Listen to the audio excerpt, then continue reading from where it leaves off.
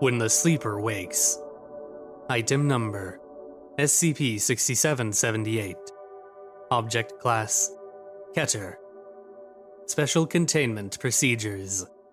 Mobile Task Force Zeta-28, Dreamwalkers, have been tasked with monitoring the stability of coma patients worldwide to determine the frequency of SCP-6778 sightings. Verified witnesses should be transported to the nearest Foundation facility for interviewing purposes before being administered Class A amnestics and released for further medical treatment. Description: SCP-6778 is a metaphysical space accessible solely to coma patients.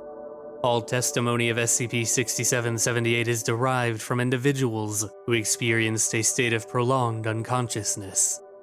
Footnote: whether naturally or medically induced. For a duration of no less than 3 months. Most subjects are capable of recalling only vague details of time spent in SCP-6778, with the most comprehensive accounts obtained from persons comatose for 1 or more years. Footnote: it should be noted that the Nestic administration has proven ineffective at recalling patients' memories of SCP-6778. It is currently unknown what percentage of coma patients will experience SCP-6778. Some minor discrepancies aside, descriptions of SCP-6778 have remained largely consistent since reports first surfaced. SCP-6778 is visually reminiscent of a late 19th century American tavern, situated in a vast desert landscape where the sun is perpetually on the horizon.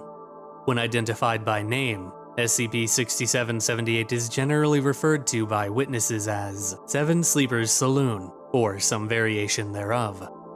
Footnote: as noted by the Department of Mythology and Folkloristics, this name is likely derived from the medieval legend of the Seven Sleepers of Ephesus. A number of distinct markers have been identified within SCP-6778. 2 doors are present, consisting of an entrance facing east and an exit facing west. Situated behind the front desk is a grandfather clock with no hands, which chimes solely when an individual enters or departs from SCP-6778. Several witnesses have also noted the presence of a framed oil painting directly above the bar. Based on composite descriptions, this likely corresponds to an existing artwork by American painter John Quider, pictured. Subjects who find themselves in SCP-6778 will arrive dressed in period-appropriate attire, retaining little memory of their previous experience, usually recalling only their first name.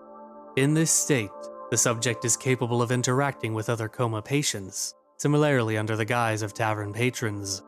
SCP-6778 is staffed by several bartenders, all dressed in white clothing, and reputedly under the employment of an unseen figure, only ever referred to as Doc.